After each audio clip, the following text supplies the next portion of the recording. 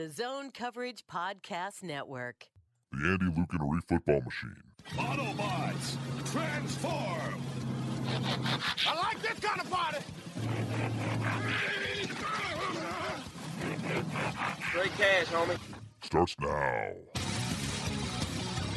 Welcome back to Thunderdome for another Zone Coverage Football Machine. Nailed it on the Zone Coverage Podcast Network. I'm your not so humble host, Andy Carlson, at Andy Carlson Show on the Twitter machine. And I have equity, more equity than Mike Francesa trying to explain the analytics of going for 2 after scoring a touchdown down 14. It's like, it was honestly painful. Just like hearing him try to explain what is going on. Well, he like skipped words, and so it made even less sense. I don't want. I want to think about his explanation. The 80s and the 90s were a quainter time. they were. But joining me is back in the hizzy. How long was your sabbatical? 3 weeks? 2 weeks? That'd be 2 weeks. Yeah, 2 weeks. Arif Hassan. There for a while. I skipped a week, Yeah. then did one, and then I'm saying skipped. I missed a week, then did one, then missed 2 weeks. I think only one of those was like... You said it right the first time. You knew what you were doing. No, I think only one of those was me just bouncing to bounce. The other ones were all legitimate, like being in another state. That's pretty legitimate. Fly back. You got the money now. Yeah, you got the money for shrooms. You're in a different state all the time. Now that I'm back, can we kick Yinka off? No. I did some admirable job filling in, so. Yeah, how much you get paid? Looks at watch. You can't put a price tag on experience. Like that's how... Those are valuable reps, dude. Yeah, that's how like Bleacher Report and Vox got you back in the day. Or still, to some degree. No comment. Yeah, it's fine. You already heard of Yinka Ayinde at Sags of Prince. What's going on? Yeah, man. It's been good. When does the movie come out? The short film comes out next week, Friday, 8 to 10, Golden Valley. Film's called Heart Wound. Yeah, I gotta watch that. Have you bought your... Oh, God, I hate when you say that. I'm trying to support you, man. I want to watch your movie. Have you bought tickets then? No, we're No. Where can I buy those We're going to tickets? hook us up with that BitTorrent, man. I'm gonna get it on LimeWire, man. Oh, yeah. What? Man, LimeWire. LimeWire, you guys. Heartwound.exe. No, this is just like those, without telling us your age, date yourself. And it's like, oh, LimeWire. Yep, nailed it. Gotcha. Also, Luke Inman, Luke_spin. Man, Luke, how are we doing? Yeah, I downloaded LimeWire probably one too many times on my parents' computer because that one's fried. Yeah. The key is Right to use away. LimeWire to get LimeWire Pro. That was the Explaining move, that man. somebody's explaining. So how do you get LimeWire? You just download it through LimeWire. Oh, all right. That seems dirty. Don't worry about it. Yeah, don't worry about it. It's like we get a new computer using Internet Explorer. It's like, oh, what are we going to do first? Download Chrome or Firefox? I'd imagine the most binged search has to be Google Chrome. Bing. That feels bad. Except then you forget to set as your default browser, and then it'll like pop up. But yeah. Also, we got Eric working the board. Eric has no mic, but he's waving. How's it going? I know that you can't defend yourself, but instead of eating just a can of beans this evening, you actually have like a bowl of like It's food. a whole meal, man. Yeah. Look at that. It's got the protein. Got chicken, It's got the carbs. beans. Well, it's like protein, and fiber. Yeah.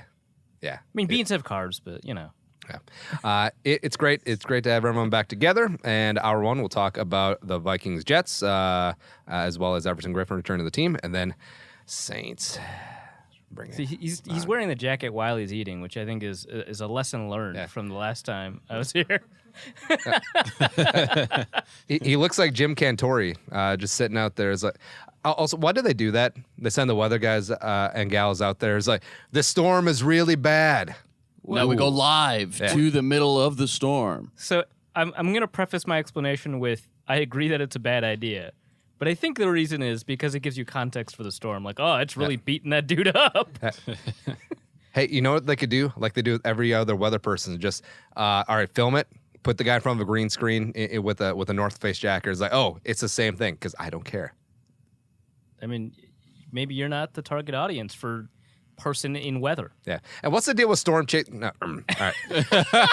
Follow Zone Coverage on Twitter at Zone Coverage M and subscribe, rate, review on the iTunes as well. Arif, why don't you give us a recap? How was the New York? New York. New York. Is there you got the accent now? Sorry to interrupt. is there New York Athletic? Yeah, there's a I don't know. Yeah, man, it's one of the first markets you have to open up to. We'll see. What do they cover? St. John's basketball? What else? The Bills? No, it's just St. John's. Yeah. No, that's, Ron Artest invested seed money. No, I tried getting Connor Hughes onto our podcast, but he lives in New Jersey like all the New York beat writers do, because it's smart, because it's where all the facilities are. But yeah, I had a chat with him. He writes about the Jets for The Athletic. All the Athletic guys that cover the Giants were wherever the Giants played. Where did they play? This week? Who did they play against? Doesn't matter. They play? They played against the Falcons. Yeah, so in Atlanta. They were in Georgia. Yeah. But yeah, there's a New York. They in theory cover the Yankees and Mets. I've not seen evidence that baseball exists, so I did have to fly through Logan Airport during the World Series. ooh, Yeah. what was that like? And obnoxious. What's it? I mean, Boston Red Sox fans, right? True. What was the best pizza place? Danny's House of Pizza. I want to caveat that with I've not had all the pizza in New York, so if you, in theory, have a better pizza place to complain to me about, I want to hear it. I haven't been to all the pizza places. I feel like pizza, non-chain, but like local mom and pop shops. It's sort of like the NFL draft, where you just pick one guy, like some obscure small school Sonoma State outside linebacker. Right, yeah. This is the greatest player of all time. You've probably never heard of it, but I'm in, and I hope he does well. Danny's House of Pizza is pretty well known, I think, in Queens at least. I went to a couple of pizza places. I went to Patsy's Pizzeria, which is kind of more of a sit-down place. It's more Italian than New York pizza, but it was really good. Almost got anchovies just to spite down from Ohio. Yeah. Anchovies. I love anchovies, man. But yeah, I do. So I thought New York pizza would be like overhyped. You know how when you go to like a place that's like known for a particular food, they kind of start slacking on the food. And this is something that like food bloggers have Like noticed. they get a little lazy on like. Right. So like Chicago deep dish pizza is better outside of Chicago. Also, it's not a pizza. That's for another time.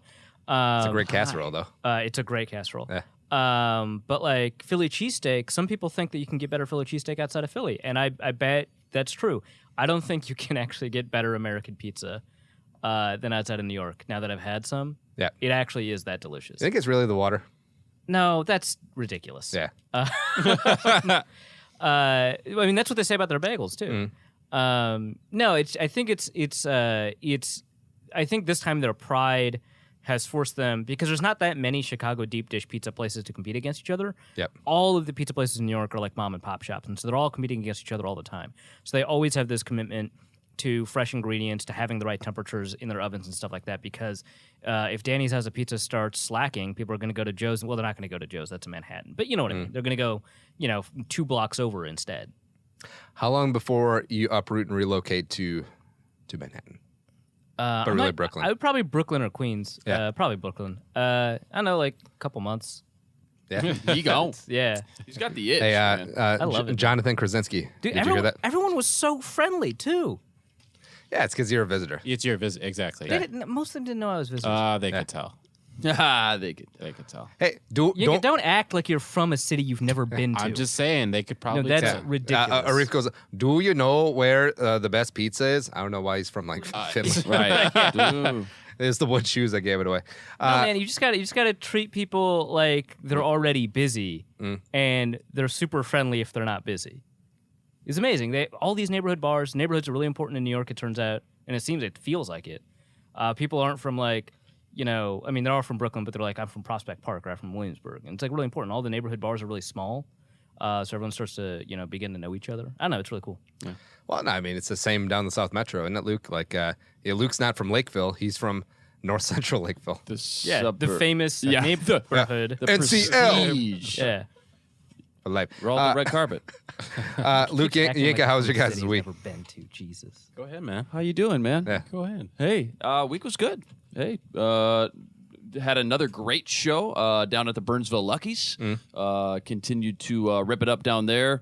Represented zone coverage and some other great stuff. Got some like regulars now down there. Yeah. Which is like pretty cool. So join us down there. Every Vikings game, you can check us down again at the Burnsville Luckies. Sometimes Sam Ekstrom pops in once in a while. Tom Schreier. Eric's been down there once or twice.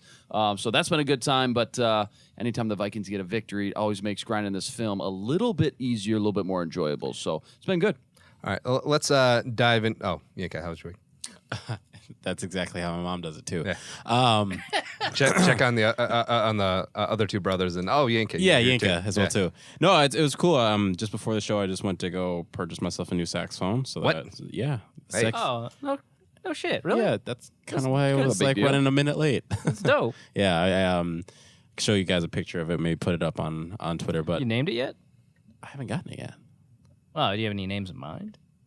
You're gonna let the name come to you. I'm gonna let the name. Okay. It definitely has to come to me or whatever. What's the current one named? Can I ask? Go Phoebe. My tenor's name is Sage. What? I like that. But I haven't given my soprano a name just yet because I'm probably gonna get rid of it. It's gonna go up for adoption. So, Nice. but no, I've been borrowing an alto saxophone for quite a bit of time, and I was like, you know what, I need to get my own. So I'm gonna get it in here, and you guys maybe hear some sexy sax tunes pretty soon. Something that's also sexy, Everson Griffen returned to the team. Been just over a month since Everson had his incident, and everything seems good. The team announced that he would be returning this week and has first full practice on Wednesday, addressed the media, took ownership for the situation. Details still pretty sparse on it. We may never get the full story, but it's great to see that Everson is back on the field, back doing what he loves, and also I think the fact that Everson, the team, doctors, family, all handled this pretty delicate situation in the best way possible. It's really a positive. Yeah, I think it is. I mean, obviously, it was from rumors of things that we've heard, it seemed like it was like, wow, we were really concerned about Everson Griffen. I think a few of us thought that, he might be done for the rest of the season, depending on, the severity of what actually happened. But, I think this kind of speaks to the organization's ability to handle, high stressful situations. I mean, if you look at pre-Spielman and Zimmer, you got the Love Boat. You got various situations. You're telling me that Rhett McCombs wouldn't have handled this with a plum? But if you look at obviously the Adrian Peterson situation, the way that Zimmer handled that, obviously the Teddy situation, in this, it does speak to the organization's ability to handle situations that probably are a little bit bigger and can kind of get out of hand as far as the narrative. So, yeah. One thing that I noticed is that, when I tweeted out the news / copy pasted the press release, people were like, oh, is football really the best thing for him?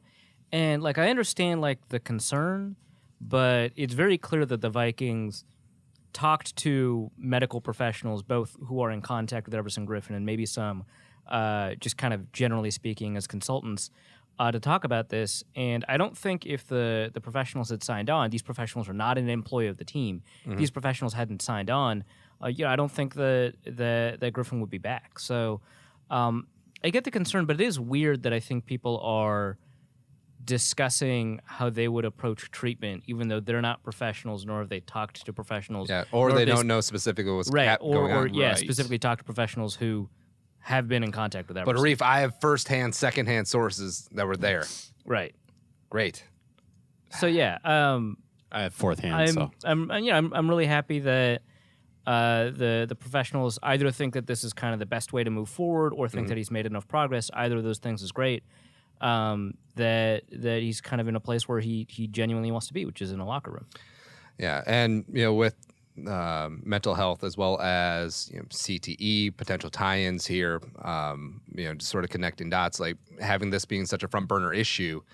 If the Vikings bungled it, they would have been roasted. Yeah, Just absolutely it would have been real barbecued, bad. and rightfully so. Yeah, but it's great. Because also this had to go through a bunch of layers to check off.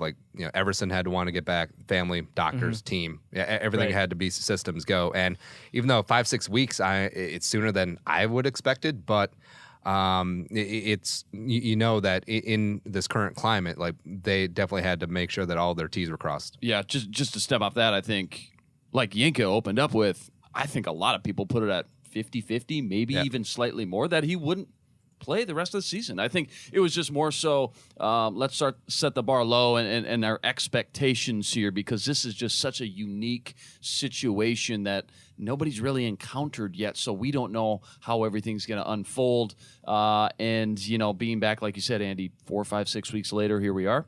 Really, really nice and grateful to get him back. And like Arif mentioned, the fact that they brought in experts for that kind of severity of what was going on with Everson. And again, we still don't know really what the severity was for us, and we may never know, or at least not for months or years even before that information comes out. But a really unique situation, I think, at the end of the day, was handled beautifully by this great organization. It was really, really well done. Yeah, on the field wise, you have a guy who has missed 5 weeks. Probably not in particular game shape. Just not like in a cardio way, Right. but just taking Stamina, contact way. yeah. What do you think his role is going to be in Sunday Night Football? I mean, Is he going to play? Yeah, I think he'll play some substantial snaps. He'll probably rotate in with Weatherly, just kind of ease him back in. But I think it'll be let's see how he is in the first quarter or whatever the case is. If he can handle more, we'll just let him keep going. If not, I mean, Weatherly has shown to be playing at a pretty decent level. Yeah. I think interesting that you said rotate with Weatherly, because I think you tweeted it out earlier, Andy. Hunter's been playing Leave him so on good the right. At the right, I mean, he's been so good. Why tweak that or kind of change that up? At least this week. I mean, I think you continue to roll with Hunter on that side, and I'm with you. I think depending on what they see during the week, if he is in football shape, though, let's not kid ourselves. And we all know I'm a big Stephen Weatherly guy so far, but I mean, Everson Griffen's Everson Griffen. He's Right, a top yeah, I three was- defensive end. So if he's ready, let's go. I mean, was this is asked Drew Brees and the Saints. earlier, Let's go. like, is Stephen Weatherly kind of replacing Everson Griffen? And the answer is like both yes and no, right?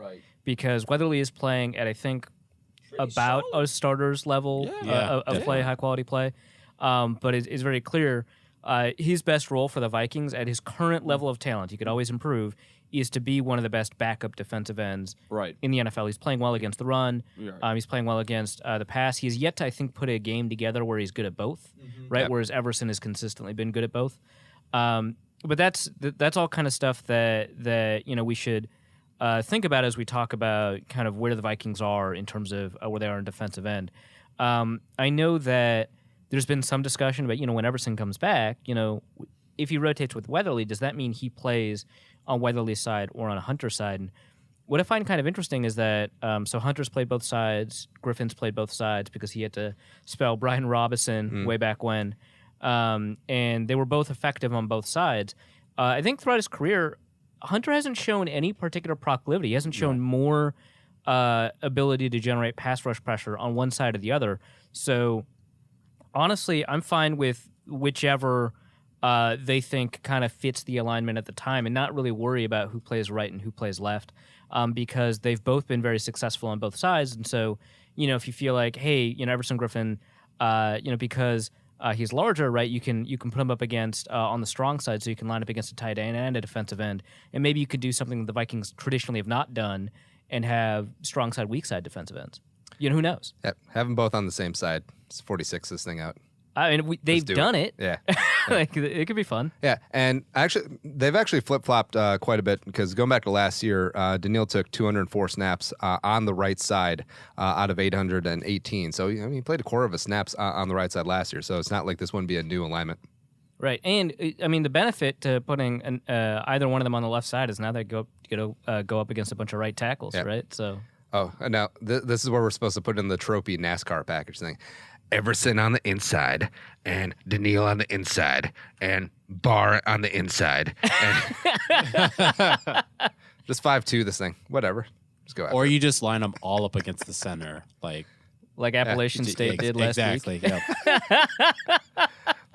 All right. Just rewinding a little bit. So Vikings go out to New York and get a New Jersey 37-17 win on a. Did you guys know it was windy at all on Sunday?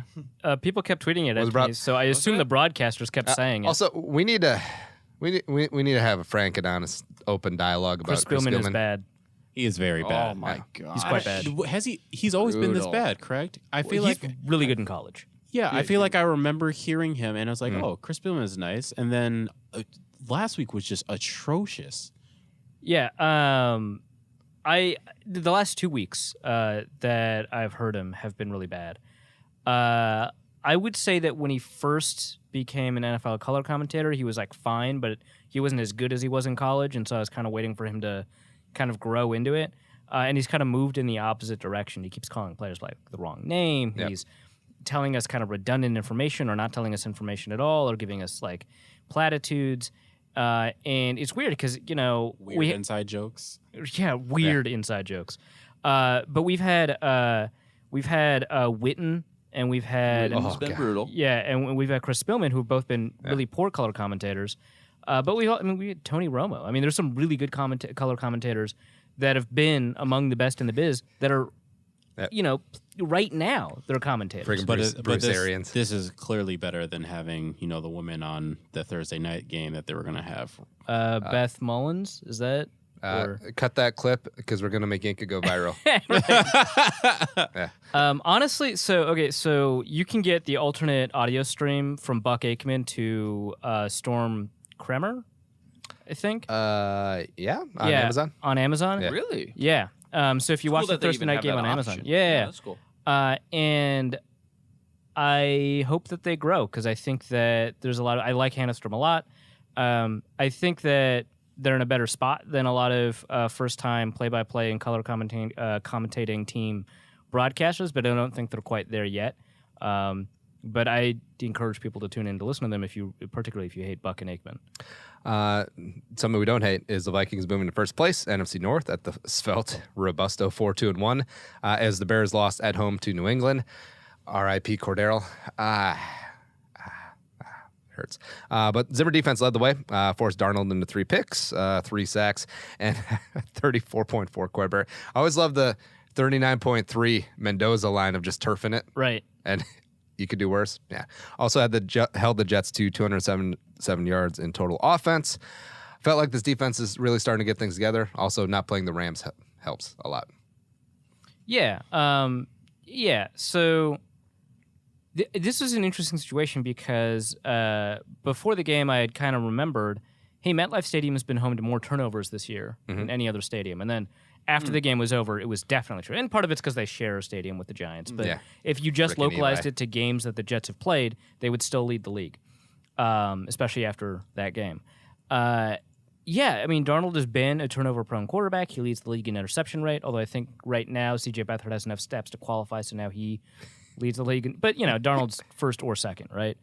And the Vikings took advantage of the opportunities they got because we've seen other games where the Vikings have gotten opportunities to get turnovers, and they haven't kind of made good on those opportunities. They just haven't been that opportunistic turnover kind of defense. Right. It seems like Zim, since he's gotten here, preaches more of the fundamentals and the right technique. And if the turnovers come, then, hey, we'll take them, but we're not going to be ultra aggressive. Right. It's the D'Angelo Hall problem. Yes. Right, where you can get a bunch of turnovers. If that means making more mistakes, we're not going to do that. Yeah, and so, like last year, they had, the top defense in the league or the second defense in the league, depending on how angry you want me to be.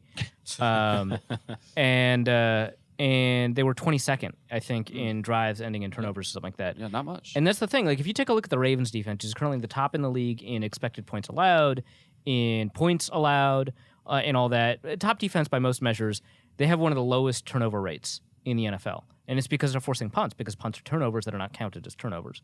And the Vikings are kind of in the same vein. But in this game, they created and then made good on those chances to get the ball. Obviously, they had a little bit of fumble luck on an unforced fumble that they happened to land on, which is nice. Harrison Smith interception was sexy, though. It was pretty great. It was sexy. But again, is that going to happen 4 out of 5 times? No. I mean, you got to be in the right place, right time. Well, think about it this one. Wayne's also dropped an interception too. So he grabbed an interception, which honestly that might have been right place, right time. Right, yeah, right place, right time. If he hadn't grabbed it, that would have been actually a pretty negative play for him because he allowed a receiver to get open in his coverage. But he immediately makes up for it, and he gets an interception he quote unquote shouldn't have to make up for the interception that he quote unquote should have had. So he had a pretty good game. How many drops did the Jets have? A lot. It seemed like more than They had a good amount. It was more than Darnold is used to having from his receiving core. It's not obviously a didn't great seem like receiving he had core. a ton of help for a rookie quarterback playing the Vikes D. Yeah. It just didn't seem like he had a ton It's of weird that you're missing the good old days of Quincy Enunwa I know. for Right. rookie QB. Nin was like pretty good, though. But yeah, it was Bring clear Charles that his absence Johnson was. back. What happened? But yeah, I thought that the Vikings also kind of got lucky in the turnover department offensively. There should have been 2. And One horrible throw in the red zone on a rollout to yeah, Rudy, I believe. Do we ever decide if that was a RPO or play action?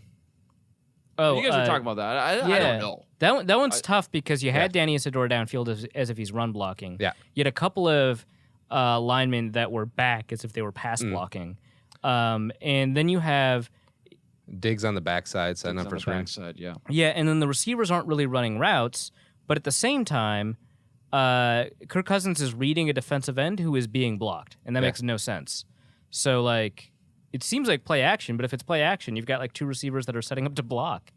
I don't know. It was difficult to decide that one. It was kind of funny though. But either way, just Cousins decided to roll out and chuck into double coverage to Rudy. It's like that was a flash of the bad Kirk, but also didn't cost the Vikings. Right, and then you had a tipped pass that should or could have been an interception.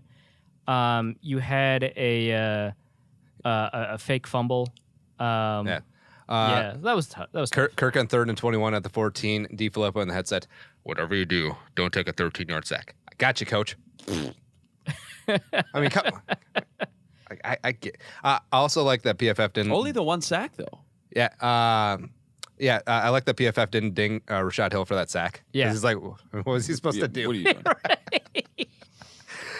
But someone who did get knocked is Adam Thielen, but knocked a positive way. 100-yard game, extends the streak to 7, is the modern day record. Was it from 1961, the OG record? Yeah, the Charlie Hennigan one? Yeah. Yeah. Well, so he's tied the Hennigan record. Yeah.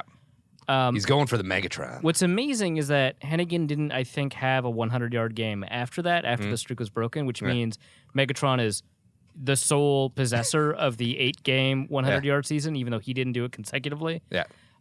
So I guess in theory it could happen to Thielen, but like I can't imagine a scenario outside of injury where Thielen doesn't meet and then break Calvin Johnson. we have to. We have almost to. said Charles Johnson. Is it 8? Yeah, it's 8. Yeah. Well, we have to era adjust it, Arif. I mean, it was a different time back in the day with 4 Matt years Stafford. ago. Yeah. Stafford threw like 5,000 yards that year. Yeah. 41 touchdowns, right? Just sign him up. Yeah, he was like a top fantasy quarterback, and then he went back to throwing 20 touchdowns. Yeah. Thielen, 9 for 110 and the touchdown on 10 targets. Also, not to be outdone. So, Stephon Diggs didn't have a great day, but also got 16 opportunities, 14 targets, 2 carries. Like, they trying to force feed him? What's going on there? I don't know that they are trying to force feed him. They did, I think, craft more plays for him. Yep. The thing is, so this is like an interesting situation where I think Diggs himself had a bad day, and I think that's kind of unequivocal. I mean, he had the drop pass. He didn't make up for it with one of the opportunities he had to make one of his circus catches, which you don't want to ding a receiver for not making the circus catch. But if he doesn't do anything else the entire day and he also doesn't make the circus catch, it kind of sticks out in your mind. I do think they're using him incorrectly. I think they've been using him incorrectly for most of the season. They're using him like Tavon Austin. Yeah, like Tavon Austin. It's actually the exact. They're using like Tavon Austin or Percy Harvin, I guess, is kind of the original successful player at that web back position. Can't believe that name. Be very careful pronouncing that. Right, yeah. But I think if they used Diggs like he was used last year as a standard receiver, he'd be performing much better. That's not to say in this game he performed poorly. I don't think that's an excuse for this game, but I think we do have to have a discussion about his really low yards per target or his average depth of target. We have to have a discussion about how he keeps on getting set up for these screens that other defenses had keyed in on 3 games ago. Yeah, they're just not working. So I mean that's a good point you raised because I've talked about it off air. I think what I'm seeing when I'm watching the tape is I think Diggs, outside of just being an outside wide receiver, he's really absorbed. A few years ago what Cordero Patterson was, so he's kind of absorbed that gadget player role because we don't really have that guy on this roster right now. So Diggs is having to essentially be, The a gadget. a player and a half that that otherwise we'd probably be able to fill that role with a wide receiver 3 or 4, whatever the case is, a guy who could just come in and just do that thing. So I think that speaks to usage because you're asking him to do things that he can do every so often if it's used sparingly. But that's why you bring in that Cordero Patterson in on first down and 10 and you want to spark play, you bring him in for that very reason. Yeah, or you don't let a guy like Jarius Wright go that you can Exactly. pay for cheap and be that role. And I think, right now they have the luxury because they have a dynamite number 1 receiver that allows them to kind of have some fun with Diggs on the side here. And You said number 1 receiver, so I thought you were talking about Diggs. My bad. So, sorry, I misunderstood there. That. But and let's not fool ourselves too. Diggs is a phenomenal talent in that role too. Yeah. I mean, he can make some splash plays with some tunnel screens, bubble screens, reverses, end arounds, things like that. But I think if Thielen wasn't doing the stuff that Thielen's doing now, and they needed a more consistent weapon on the outside specifically, or a consistent target for Kirk, they wouldn't be asking him to do quite as much stuff. They're trying some fun stuff. It's just not working. It's not. And Aldrick Robinson has kind of taken on a little bit of that because all he does is catch touchdowns. Deep threat. But I believe he's seen a considerable amount of third down snaps so far. And that maybe that speaks to.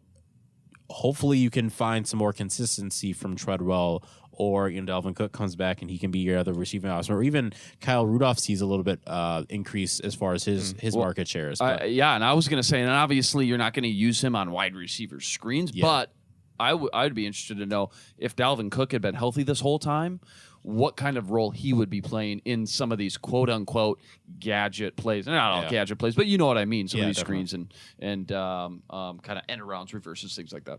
Something that also hasn't been working out is a couple injuries. So Linval and Riley Reif already missed the game on Sunday, but they look to be good to go as they're both limited participants in practice. Nailed it. Anthony Barr without a hammy went out with a hammy. He did not participate on Wednesday.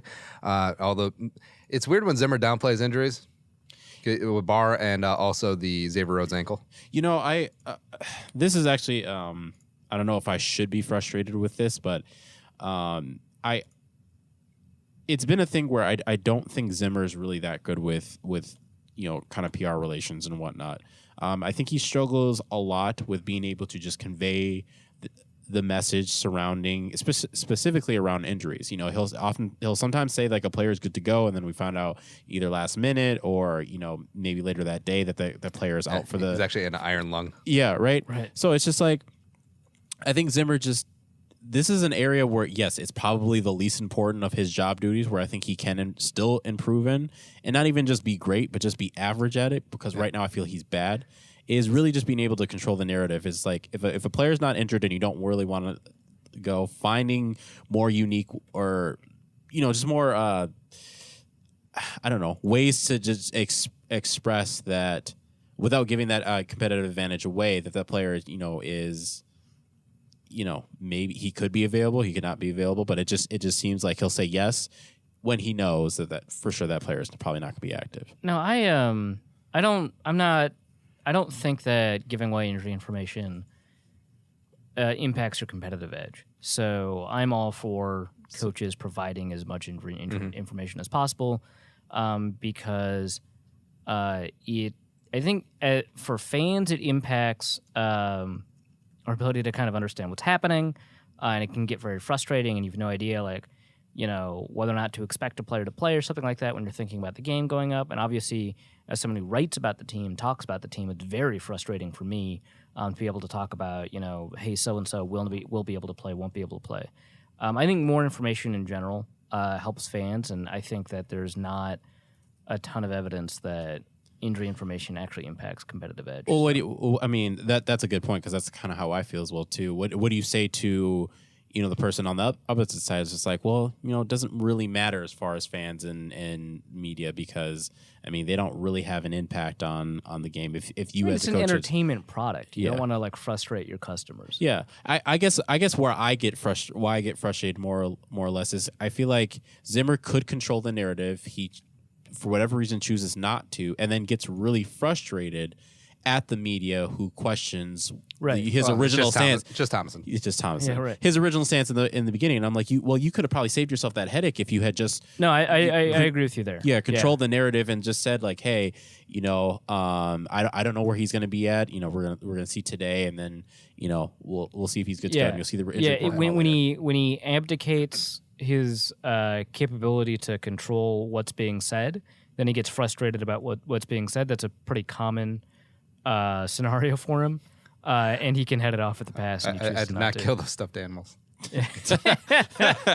but should teams hire press secretaries? No, the PR guys are enough. It'd be hilarious though. But like you have to actually like work with the PR guys. I just don't feel like Sean Spicer doing Patriots PR. Just up at the dish, just hit. He'd be better than Belichick, unless you ask Belichick about lacrosse or something, or like a left-footed special teamer. Yeah. Trades. So, trade deadline coming up. It is Tuesday after Sunday's games, and this has probably been the most active trade deadline I've ever remembered. So today, I think it is. I'll tell you on Wednesday, the Lions. I mean, they got snacks for a 5th-round pick. Like, are you kidding me? It's so weird because they don't need him, and also way underpaid. So like, it's not a bad move or anything. It's a fantastic move. It's weird because they've got 2 really great run-stuffing defensive linemen, Deshaun Hand and Robinson. What's his first name again? Luke, you should know. Ashawn.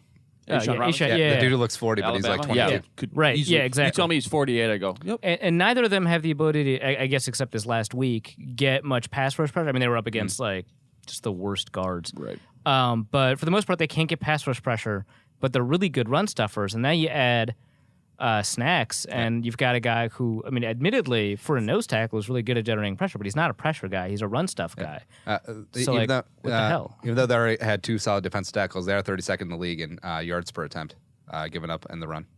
Are they? They're dead last in the Last. league. Really? So they've given up Lasto. a ton of yards against the run, or is it the other way? No, ton of yards against the run. Yeah. Oh, wow. Well, So then they the did problem need is obviously they're linebackers. Then. Let's start the rumor that the Lions are switching to a 3-4. The problem is clearly they're linebackers. Let's see how they like it. Like, if you've got 2 great defensive tackles that are great against stopping the run, and you're giving up the most run yards per attempt, it's because nobody else is holding up their end of the bargain, not because you need another defensive tackle. And they used that first on Jared Davis from Florida, who's been above average. He's been okay. I couldn't even tell you, and they're in the division. Right. Who the other 2 linebackers are. I don't think Jared I Davis should is even know that that. good. So, yeah, Kyle I mean, Van Noy. Christian Jones, Chris Spielman. Florida State, Spielman. coming out, but yeah, not much going on. Well, there. Christian Jones looked good for like a hot second I at loved Chicago. Christian For a Jones hot when he second. came out, and then he But yeah. faced, man. Yeah. Just recapping the rest of the trades, and we'll get to some Viking scenarios. So Carlos Hyde flipped to the Jaguars. Was it 5th? I didn't see the compensation on that. Was it a 5th? Really doesn't matter. They're in the Raiders. Oh, my God. Raiders sent Amari Cooper to the Cowboys They're for loaded. a 1. The Raiders have 3 first-round picks. They're going to take all Colton with Millers. $74 million in cap space. They're going That's to trade them all for Beckham. honestly, that's enough to flip an organization in a single offseason. Oh, absolutely. You still have to hit. I mean, you still have to. Yeah, I draft mean, the but right you guy. hit two out of the 3. Oh, yeah. and then you get 2 prime free Right, agent, but like free agencies. the available evidence we have is that Gruden is terrible. Yes, we know at- that sucks. so I mean, But I mean, you like, have to hit. I think as a more reasonable caveat in this situation than it is for most GMs, because we don't have really good reasons to believe that GMs are generally better or worse at hitting in the draft. Well, all GMs are pretty bad. Wait, but if they're being compared against each other, then they can't all. I'm just saying. Obviously, when you look at But like, I mean, the NFL does not pick the ranked order, best to worst in the draft. But if you're competing against other GMs, the GMs generally don't tend to overperform for a sustained period of time and underperform for a sustained period of time.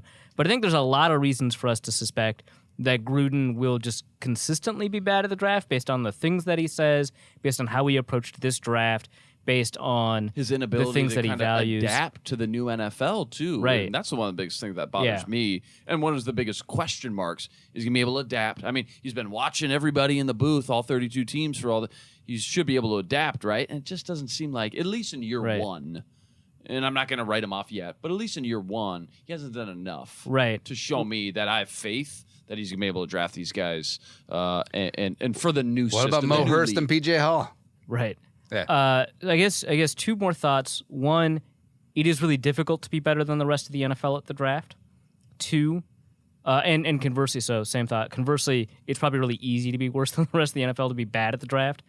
And then two, Gruden's favorite quarterbacks the past 2 years were Connor Cook and Nathan Peterman. And Bruce Gradkowski. And also Phil Simms' bad son.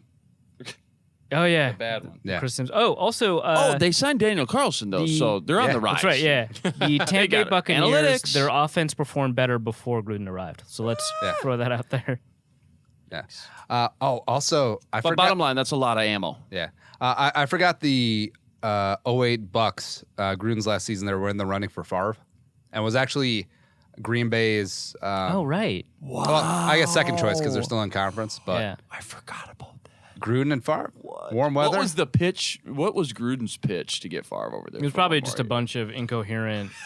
And Favre probably ate it up, Oh, right? he's probably eating No it complete up, sentences, just a bunch of You words. think there's any chance Favre comes into the booth? I thought you were going to say comes back. I'm like, I don't know. I mean, You were just like, maybe. That's all than you're going to zero. say is, I don't know. it's Favre, right? Who knows? Yeah, because actually. so in the Favre book, I don't think Favre's coming into the booth, by the way. one of the years, I don't think so either. One of the years that Bradford went down in St. Louis, they actually reached out to Bus Cook and Favre, and then Favre was like, no. Well, was it last year? Brian that, Schottenheimer, no. Was it last year that Kurt Warner said that he was like strongly consider coming back? Because he did that as a, I think he just threw that out there, and then when the people reacted to it, he was like, "You guys take things too. It must be a slow news day." Shut up, Kurt. Shut up. Yeah, shut up, Kurt. Also, the last trade that happened. Saints trade a fourth for Eli Apple. Why? To have an Ohio State backfield, you know? Get him next to. Yeah. What is with Mickey Loomis and Buckeyes? He thinks they run a clean program. It's almost like Spielman and Notre Dame dudes.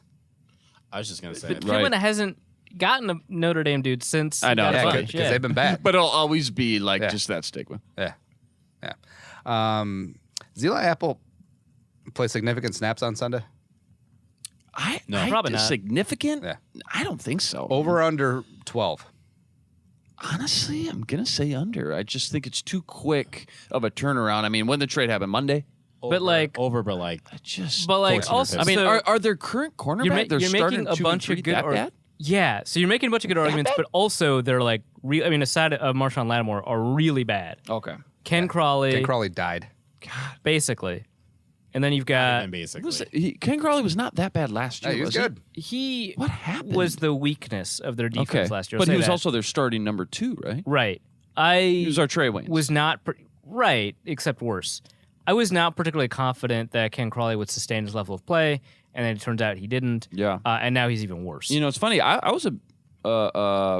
I liked P.J. Williams coming out of the draft from Florida State. I mean, Florida State churns out these like second-round undersized corners all the time, and he never panned out either. And basically, long story short, they've invested a lot of secondary guys like the Von Bell pick, the Kenny Vaccaro, like first, second round, Kurt Coleman, first, second round picks. A lot in their secondary. They Marcus nailed Williams, Lattimore, Lattimore, yeah. but outside of that, Check they out really haven't. you're at nailed a lot. Ourlads, right? Check out the third string RCB. Their third string. Yeah, the third. Yeah. Yeah, this Never left. This is an underrated revenge game bowl because you got Teddy, obviously. You got Zach Line. You got Kurt Coleman. You got Josh Robinson in the mix. I think there's got to be one more. Can we trade for Well, Alshon Jeffrey let's and take just a match look. him up on J-Rob, dude? I'm looking for the one. I bet there's one more. I'm looking for the one more. That's a might be piece it. right there. I mean, you got Tom Expect to read Johnson going the other way, right? Oh, yeah. Wow. Or, well, you could say Michael Thomas because, I mean, he was there. Could you imagine? We should. Wait, didn't they have the other Marcus Williams? What happened to the other Marcus Williams? He's there. Oh, I see what you're saying. He's there? Yeah, Chilling. he's right there. Yeah. Manti Te'o. Everybody wanted us to draft Te'o instead of Patterson. He's their second highest graded player on that defense. Te'o? Which is, it blew him. Like, honestly, I follow football to a decent amount. If you asked me like where Manti Te'o was still playing, I was like, I don't know. I know nobody for being a starting linebacker who's not horrible, who like produces. Yeah. Nobody talks about him. Well, I was like, Man, it's too bad Mike Mahdi's not still there. yeah. That would have been good. But Saints are coming in. What was it? 1 point dogs? I don't know in front of me. Yeah, Minnesota's favored by a point. Yeah, favored by a point. Saints are 5-1. They just can't. They just won in Baltimore. Potential Super Bowl preview. But R.I.P. Justin Tucker. But yeah, they were down. Well, Baltimore did what they needed to do, and I only watched tidbits, but they were down like 7-3, but they scored at halftime, and then they came right out of halftime, got the ball, and scored. So all of a sudden they were up like 17-7, and you're thinking, if they're going to win, this is what you kind of need to do. The Saints were held to 7 points in 3 quarters, and you're like, well, I don't know if they can. They rattled off 17. Right, this is what you needed. That was the blueprint right there, and you did it. Yeah. And Saints, I guess. Or Justin Tucker's. Yeah. Oh, by the way, low key, the Ravens defense is back. Yeah. Dude, Ravens defense is They've been back for like 3 weeks at least. When Jimmy Smith is like your 4th best cornerback. Dude, how did that You're doing all right. Yeah. No, I thought it was Brandon Carr was their fourth. Like, who knows, man? It's a nice problem to have. Yeah. But, as the Vikings have shown, that's exactly what the Vikings want. DB depth matters. Right. It's very important. But Drew Brees still slinging it even at advanced age. Is PFF's highest graded quarterback at 92.8. Also, notable 63.3 run blocking grade, best of his career. Just putting that out there. Has not thrown a pick yet. And then also the Saints are the number 1 run defense in the NFL. But it's okay. Jokes on them because we have Latavius. Yeah. How do you guys? K-Train, come on. But in their corner, they do have the second highest scoring offense in the league, 34 a game. Kamara Ingram, Traquan Smith is stepping up, and Mark Thomas. All right, so how many points the Vikings going to win by? It's essentially a pick 'em, right? I don't know. I was talking to a couple people, and I was like, man, I don't know if I would take the Vikings -1. I mean, I'm skeptical of that line in favor of the Vikings. I don't think I could touch it. And a bunch of analytics people came back. So like the PFF analytics guys were really good with their green line product at trying to beat Vegas.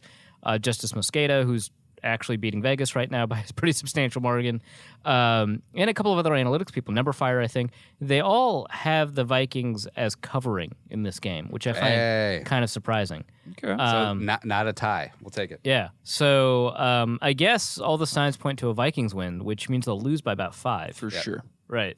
Yeah, that's how it has to go. Yeah, right. No, I also think I said margin instead of margin, so I just want to point out there that I did notice that. I'm sorry. Ladies and gentlemen. Don't mean to brag, but made 4 picks last week. Went 4-0. No big deal. Hey, Also, Did you parlay it? I did not. Oh, That was unfortunate. But I also, so after I made the picks, I double checked against BFF Greenline, and they were all the opposite. So I was like, oh, all right. Oh, really? Wow. Dang. So I was like, I was dumb enough to take the Giants plus 4.5 down Atlanta Monday Night Football. No They big were deal. due. Back door, baby. Yeah, they were due for one. That's what happened. Yeah. They were due for a cover. They were due for one cover. I've seen so many people like, okay, Giants, this is the week they're going to cover. Yeah. They're getting all these points, blah, blah, blah. Finally. Right. We'd be remiss if we didn't talk about Teddy coming back in town. Now, I don't think the Vikings will do like any video board stuff like, hey, Teddy, welcome back. But Probably not. if the Vikings are up, say, 17 late in the third, starting up in the 700 section. Teddy. And it'll grow. And it'll be phenomenal. I can't think of a less appropriate team for people to cheer for Teddy to show up in. Yeah. Because, like, right. You know that, but Andy, let's be honest. They pass, like, That is going to happen Yeah. as soon as Kirk Cousins throws an interception. Oh. you're going to ask Teddy to, They're gonna, just like, be like, Red Rover, sends Teddy right over. Well, You're ours now. You couldn't get through you're ours. You're ours. Well, you think about people are going to be day drinking all day, and so they're going to be fired up and ready to go. And I'm seriously considering going to this game too. So Teddy did take some snaps this year, right? I think he had 3. Yeah. Did he throw the In ball in real any of the game? snaps? no, he handed them off. I think. But yeah, like the Saints famously keep Drew Brees in and throw the ball like up 40. Yeah. So like I can't think of like a less likely team for you to be able to see Well, Teddy play. and now you got the Taysom Hill factor, and I know he's more of like, but Taysom Hill he'll throwing a pass. Taysom Hill is my age. I was gonna say, I wonder how much Sean Payton's like, well, when we do get into that situation, and let's say it is time to actually, He's for thrown real, 2 passes. How many? Two for 2? 1 for 2. Okay. To actually pull Drew Brees when they are up 40, I'm wondering what's in Sean Payton's head. Like, is it to get Taysom Hill more reps? To me, or it's Teddy very more clear reps? that they don't think Taysom Hill is. Oh, he's definitely not a quarterback. Yeah. So I don't know that getting Taysom Hill some reps would be, especially because they've said a couple of times, like, Teddy Bridgewater is absolutely our backup quarterback. Number 2. Like, they've been very clear about it, about the way that they think that Bridgewater is their backup quarterback. And also, they've been clear in their actions about what they think of Taysom Hill, which is that he's the stud who is not a quarterback. In a package. Right. In a sub-package. Well, you know, And I want to say, he's very effective at what he does. He's been great. He's so effective that they take one of the best red zone passers of all time, Drew Brees, Which is wild. and put him at receiver so they can increase their red zone conversion percentage. Sean Payton, dude. Sean Payton is a genius. now I was talking about this today with a friend of the program, Deuce Wyndham of The Athletic, NOLA. What's up? Of Deuce? Teddy's option going forward. Because, like, Teddy, you know, could go to New York next year. Shermer, compete with, you know, Bobby Haber's kid. Sure. I mean, nice. We saw the win that can happen at MetLife Stadium. Teddy, he's got a decent arm. Can't really cut through that win. Whatever. Or His arm's supposed to be better now. It's supposed to be better than it ever was. That was the scuttlebutt. Never coming out heard a of quarterback's when he was arm like activated. get worse. Like, dude, this guy's 4th What, year. Peyton His arm Manning? sucks, dude. Peyton Manning? Well, yeah, 15 years. Hey, but once you get to like 19, 20 years.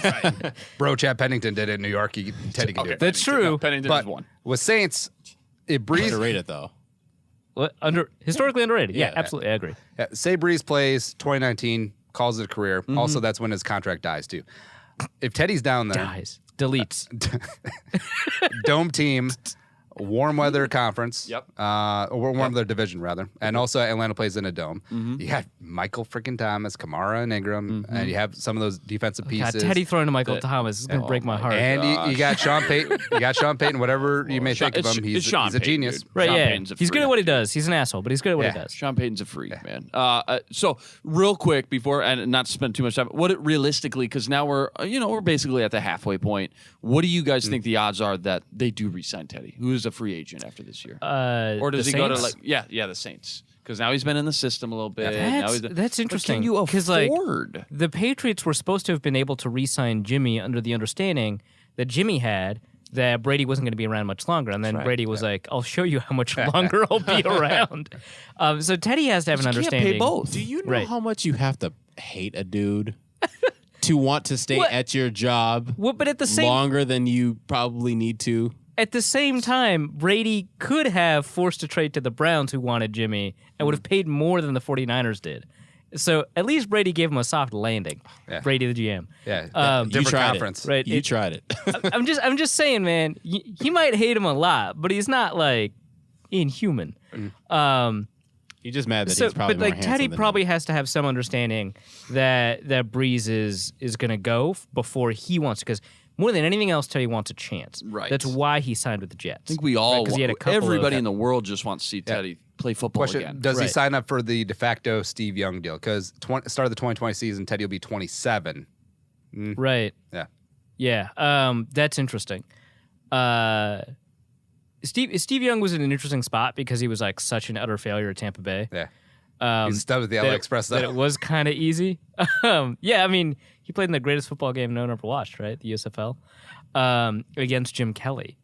It was the opening week, I think, of the USFL, and they both threw for like over 400 yards. And to it was an not empty on stadium. TV. Yeah, empty stadium, not on TV because the stadium was empty. I think Mike Silver actually watched that game though. Okay, he was there. But yeah, I don't know if. I think Teddy just wants to play as soon as possible because he had a couple of places he could have gone. Those places wouldn't have given him a chance to compete for a starting spot. The Jets genuinely gave him a starting opportunity, and he would have been the backup to the guy that they wanted to start, Sam Darnold, who then proved that he could play at a starting level in the preseason. Except for the Vikings. Right. Yeah. I mean, I don't think Darnold's actually played well, but whatever. But yeah, I think Teddy has to have an understanding that Breeze is like gone before he resigns. But I think they can in that case. Can always go to Denver, compete with Case.